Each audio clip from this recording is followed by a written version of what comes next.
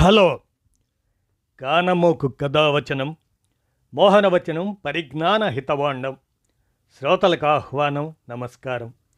చదవదగునెవరు రాసిన తదుపరి చదివిన వెంటనే మరువక పలువురికి వినిపింపబూనిన అది ఏ పరిజ్ఞాన హితబాండమౌపో మహిళ మోహనవచనమై విరాజిల్లు. పరిజ్ఞాన హితబాండం లక్ష్యం ప్రతివారీ సమాచార హక్కు. ఆ స్ఫూర్తితోనే తెలుగు మాతృభాషా దినోత్సవం సందర్భంలో మీ కానమోకు నివేదనగా తనువుతో పాటు భాషనిచ్చిన తల్లిని ఆ తనువు చాలించే వరకు విడువరాదు అనేటువంటి నివేదనతో విఎస్ఆర్ఎస్ సోమయాజులు విరచిత అంశంగా జయహే మాతృభాష అనేటువంటి అంశాన్ని ఇప్పుడు మీ కానమోకు కథావచనం శ్రోతలకు మీ కానమోకు స్వరంలో వినిపిస్తాను, వినండి. జయ హే మాతృభాష. ఇక వినండి. తెలుగు భాషోద్యమం, సాంస్కృతిక వికసనం. తెలుగు నేడు, తెలుగునాట, తెలుగు భాష, దాని పట్ల, సంస్కృతి పట్ల ఎంతో జాగృతి అనివార్యం.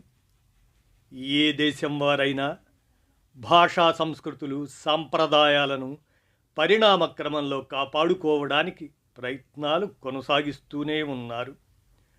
మాతృభాషను మరవకుండా పరభాషా పదాలను సందర్భోచితంగా వాక్య నిర్మాణంలో వ్యవహరించటం పరిపాటి. ఒక భాష స్థానాన్ని మరొక భాష ఆక్రమించుకునే అనివార్య పరిస్థితుల నుండి బయటపడాలి.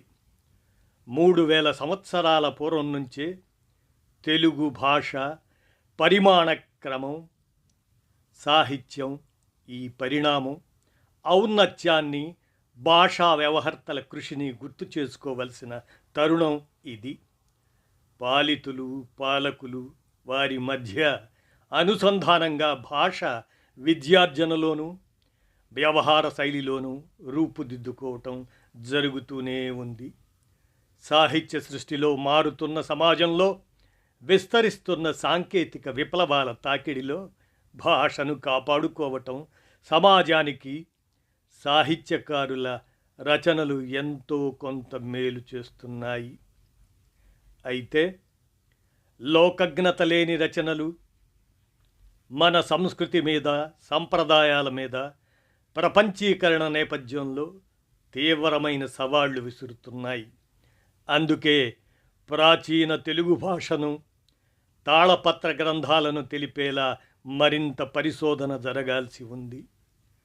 ద్రావిడ భాషా కుటుంబంలోంచి తెలుగు భాష రూపురేఖలను అభివృద్ధి చేస్తూ భావి పరిశోధకులకు ప్రాచీన భాష తెలుగును గుర్తెరిగించాలి. సుదీర్ఘ పోరాటాల తరువాత తెలుగు భాష ప్రాచీనత హోదా సంపార్జించుకోగలిగాం. నేడు సోషల్ మీడియాలో తెలుగు సాహిత్యాన్ని 18 రకాల ఫాంట్లతో ఉపయోగించుకోవటం ఒక రకంగా తెలుగు పుస్తకాలను ముఖ పుస్తకాలుగా అలవర్చుకోవడంగా మారింది. తెలుగు జాతీయోద్యమం, కవిత్వం, దేశభక్తి కవిత్వం ఇలాంటి ఉద్యమాలు ఎన్నో జరిగాయి. ఒక దేశ సంస్కృతి సంప్రదాయాలకు భాషలు వాహికలు. జాతి జాగృతం, భావ సంపదల వినిమయం, విభిన్న అంశాలలో భాషలు తమ ప్రభావాన్ని చూపుతుంటాయి. అందుకు భాషల్ని కాపాడుకోవాలి. ఒక తరం చరిత్రను, మూలాలను, ఆనాటి పరిపాలనాంశాలతో లిఖించిన శాసనాలు, కాలనాళికల్లోని చిహ్నాలన్నీ తోడ్పడతాయి.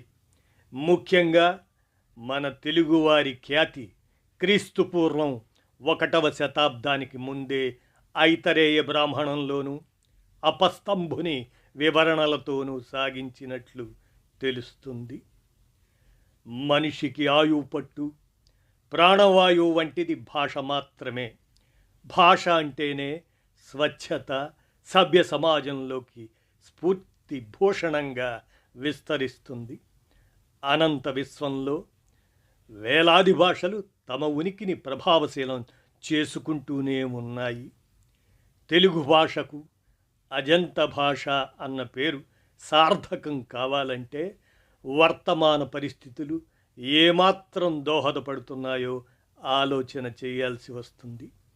వింధ్య నుంచి దాటి వచ్చిన భాష, సంస్కృతి, నాగరికతల్ని ప్రవాహార్ధ్రతలుగా పవిత్ర నదులైన గోదావరి, కృష్ణ, పెన్న, వంశధార లాంటి నదుల పరివాహక ప్రాంతాలు విభిన్న మాండలికాలతో సాగి సమాంతర ప్రాంతం భాష ఔన్నత్యం, వినిమయం ఒకటే అన్నది మరువరాదు. అయితే తెలుగు భాషోద్యమంలో ముగ్గురు మహనీయుల పాత్రలు కందుకూరి, గురజాడ, గిడుగులను తెలుగు ధనత్రయాలుగా కీర్తించారు. దరిమిల అనేక భాషావేత్తలు ఎనలేని కృషి సాగించారు. పరిణామ క్రమంలో సాంస్కృతిక వికాసానికి స్ఫూర్తి నింపిన వ్యవహారిక భాషోద్యమ నిర్మాత గిడుగు తన రచనలు, నాటకాలు, అనువాదముల ద్వారా తెలుగు చరిత్రకు రాచబాటలు వేసిన వీరేశలింగం పత్రిక వివేకవర్ధని ఆనాటి అనైతికతల్ని, అక్రమాలని తూర్పారబట్టింది.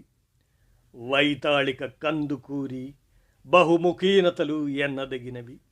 జీవన సంస్కృతి ద్వారా కళలను ప్రవేశపెట్టిన నాటకకర్త గురజాడ వారి ప్రతిపాదనలు ప్రస్తుత తరాలు భాషా పరిపుష్టికి విజ్ఞానం పెరిగినప్పుడు తరాలకున్న వైమనస్యాలు తొలగిపోవాలని, మతములన్నీయు మాసిపోవును, జ్ఞానమొక్కటే నిలిచి వెలుగును అన్న ప్రబోధం అడుగుజాడ గురజాడదయ్యింది.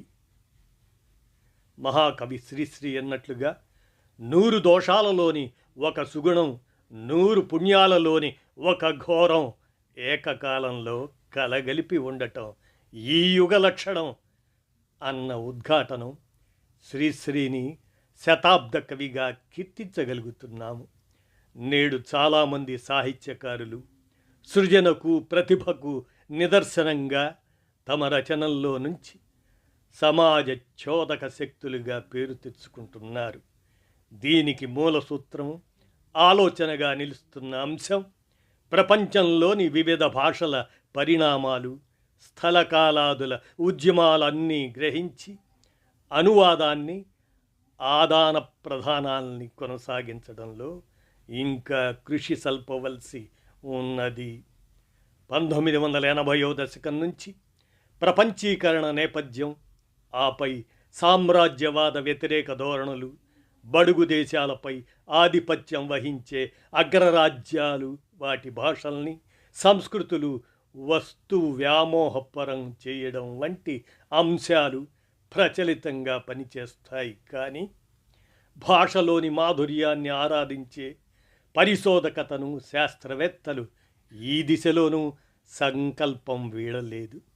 నేడు ప్రపంచంలో అధికంగా మాట్లాడే భాషల్లో 15వ స్థానం తెలుగునకు ఉన్నదని పరిశీలకుల అభిప్రాయం. అరచేతిలోంచే ప్రపంచాన్ని 5Gలు, అంతర్జాలాలు నియమం, నియంత్రణం చేస్తున్నాయి. వర్తమానం 15వ శతాబ్దపు Italian of the east Telugu 21వ శతాబ్దంలోని వింత పోకడల వల్ల కొన్ని ప్రాంతాల ఆంగ్ల ప్రభావం, విదేశీ విద్య, ఉద్యోగాల వేట ఈ అంశాలన్నీ ప్రభావితం చేస్తున్నాయి. మానవ జీవన శైలిలోని వేగవంతమైన మార్పులు అత్యంత సహజంగానే పాశ్చాత్య ప్రభావం సంకల్పిత రూపాలని సంతరించుకోవటం జరుగుతుంది. ఎవరికైనా వారి మాతృభాషను రక్షించుకునేలా చేయాల్సిన ప్రక్రియలు, రక్షణ వంటి అంశాలు ఇంట్లో తల్లిదండ్రుల నుంచి ప్రారంభం అవ్వాలి. మమ్మీ డాడీల పలకరింపులలో ముక్తాయింపులు మానితే తెలుగు పదాలు, నానుడులు, పద్యాలు అభ్యసనం చేయాల్సి ఉంది. ఆనాటి పెద్ద బాల శిక్షలోని అంశాల్ని తెలియచెప్పటం, పద్యాలు కంఠస్థం చేయించడం వల్ల మంచి భాషల్లోని మాధుర్యాన్ని, అమ్మలాంటి లాలనలో తెలుగు మూర్తీభవించాలి అన్నది ఒక ఆశయం. ఆచరణ కావాలి. ఒక జాతికి భాష పట్ల చైతన్యం రావాలి. అది పాలకులు పాలితుల చేతులలోకి సుపరిపాలనలు చక్కటి అవగాహనతో పరిభాషిక పారిభాషిక పదకోశాల వినిమయంతో వివిధ ఆధునిక పద్ధతులను అనుసరిస్తే తెలుగుకు ప్రాచీన హోదా కలోక్వియల్ లాంగ్వేజ్ అంటూ ఆధునిక ఫాంటులను అంతర్జాల వినిమయంతో కృత్రిమ మేధ వంటి అంశాలను బహుళ ప్రాచుర్యంలోకి తీసుకురావాలి. భాష పట్ల సేవ చేసిన అవకాశం అందరికీ లభించాలి. బోధన భాషగాను పాలనా భాషగాను ఉపన్యాస ధోరణులలో మాతృభాషను వికసింపజేయడానికి మరింత కృషి అభిలషణీయం. సంస్కృతి సాహిత్యం భాష ఉత్తమ జీవన విధానానికి సమాజ సంస్కరణకు జీవన సూత్రాలుగా పరిడవిల్లాలి. సమాజాన్ని మారుతున్న జీవన సందర్భాలకు అనుగుణంగా రచనలు చేయటం సాహిత్యకారుల మేధావుల గురుతర బాధ్యత. ఒక పోరాటం ఒక ఉద్యమం భాషా ప్రయోక్త రాష్ట్రాలకు ఆత్మ బలిదానాలు చేసిన మహనీయులెందరో నిత్యస్మరణీయులు. భాషా తరువే గురువే. జయ హే మాతృభాష, జయ హే మాతృభాష అంటూ విఎస్ఆర్ఎస్ సోమయాజులు విరచించి అందజేసిన అంశాన్ని మీ కానమోకు కథావచనం శ్రోతలకు తెలుగు మాతృభాషా దినోత్సవం సందర్భంలో తనువుతో బాటు భాషనిచ్చిన తల్లిని ఆ తనువు చాలించే వరకు విడువరాదు అనేటువంటి సూక్తిగా మీ కానమోకు స్వరాన వినిపించాను. విన్నారుగా. ధన్యవాదాలు.